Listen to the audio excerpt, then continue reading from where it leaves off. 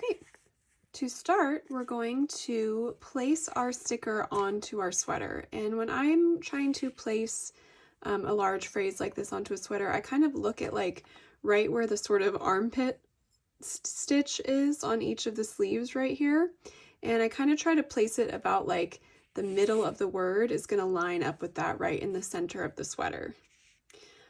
You could get much more technical about this. I typically don't, but that is something you could definitely do. So I'm just going to go ahead and peel away the sticker from the backing. And I'm just going to sort of look at that middle tag right there, get this lined up right close to here. Once I feel like I have it nice and centered, I'll go ahead and place it down and smooth it down. And now we can begin. I'm going to be using some 4mm size gold shiny flat sequins. Whoops. And I got these from Benzie Felt Company. They have some great sequins. You can also get larger sizes on sequinsusa.com. So 6mm would probably be the largest size I would go up to, just so that we can keep, the lettering nice and neat. If you can, I like to pour them into like a little shallow sort of dish, or even like a small plate would work. Just anything that has a little bit of a lip to it, and it's just going to make it a little bit easier to get your sequins than out of whatever bag or container they came in. I'm going to be using 680 today DMC, just any sort of like bright golden yellow color that will, mostly blend in. We're only going to use one strand, so you won't be able to see too much of it, but try to pick a color that is close to the color of sequins that you choose to work with. So I'm using a size 10 short beading needle, and I just got one strand through here, and then just make sure to tie off your knot a few times at the end so that it doesn't slip through the fabric. So you can either go in through the top of your sweater or the bottom, whatever is easiest. I'm coming in through the bottom here, and I'm going to come up through the fabric, and I want to come up like right in the center of this line right here and right at the end of it. By center, I mean just like right in the middle of sort of the width of that letter line. And then you're going to go ahead and get one sequin onto your needle. It helps to use your other finger to like sort of get it as a little stopper so that the sequin gets onto your needle. I feel like my words are making no sense right now, but we're going to go with it. And then with this first one, we want to go ahead and stitch onto the back side here. So you can see where your sequin is laying flat. So I'm going to go ahead and put my needle right down on the other side of that sequin.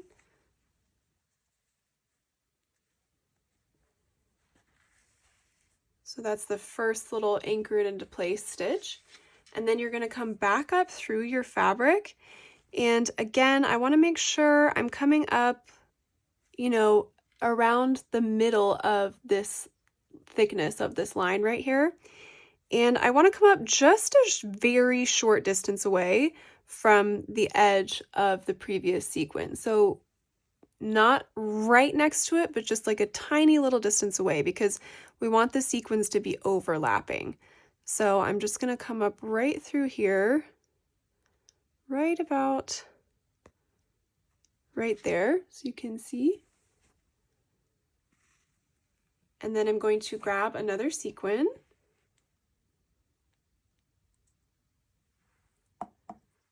Go ahead and push that all the way down.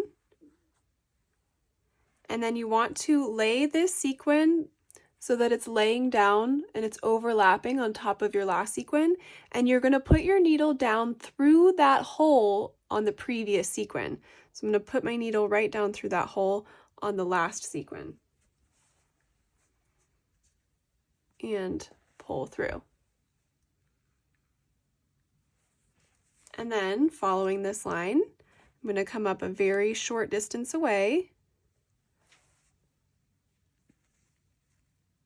I'm going to grab another sequin. I dropped one right here, so sometimes I'll just take my finger and pick it up if I can. And get my next sequin that way. And then you'll go back down through that hole from the previous sequin. So it's almost like a back stitch motion, but we're just adding in a sequin each time. A very tiny, tiny back stitch. And then you'll do that again, and again, and again, and again, and again, and again.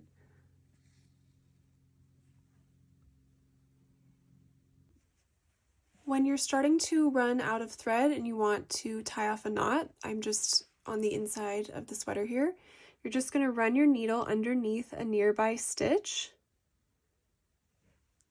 and then you're going to leave a little loop out. Oops, I just messed that up. Okay, we'll run it through again. I'm going to run it through, leave a little loop out, and then go ahead and pull your needle through that loop and pull tight. We are working with one strand and sequins here, so I like to do this 3 or 4 times just to make sure everything is super secure and that nothing will come loose. So just do that one more time. Then I can go ahead and cut off the rest, get one more strand, and then I'm going to just begin again.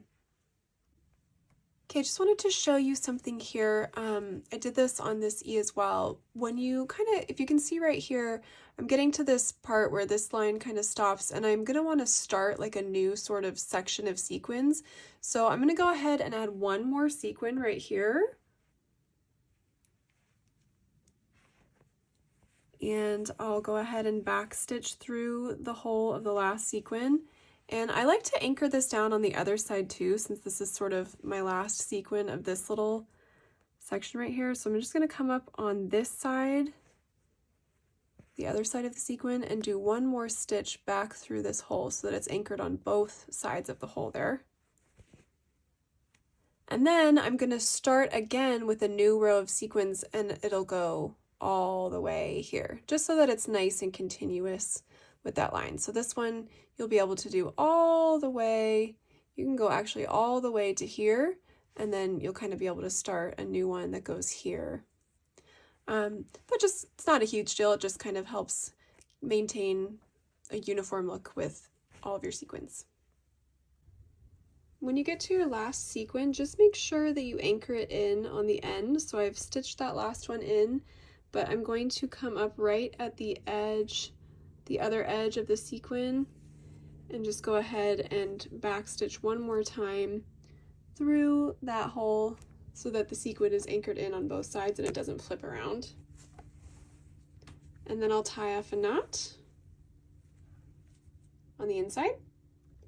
Next, what you're going to want to do is run warm water from your faucet, and you're going to rinse away all of the remaining stabilizer paper.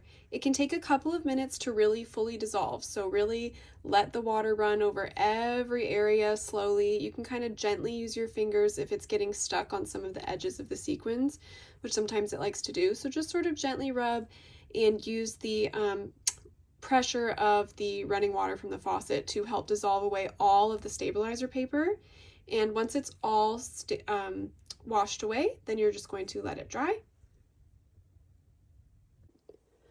All right, so here is my finished sweater. It is looking so cute. I originally had thought the sequins maybe weren't going to show up enough, so I was going to do a back stitch around them with some gold thread, which you could do, but I actually think they look really lovely just as is, so I'm going to go ahead and leave this and be done with it. And yeah, I think this would be such a cute sweater for New Year's Eve. This is so fun, gives me Anthropology vibes. Hopefully you enjoyed this project and you're able to do some projects with some sequins soon. For washing with this, I would recommend either hand washing, or you could do like delicate cycle in your washing machine, but then I would hang dry it. Just over time, the sequins can sort of lose their color if you wash them a whole lot. That's just sort of the nature of sequins, depending also on where you get them and what quality they are. But it actually will hold up pretty well, and I have run things that I've done with sequins through my washing machine before on delicate cycle and then just hang dry them, and they work pretty well. They hold up pretty well. So let me know if you have any questions in the comments, and hopefully you can join me again for another project soon.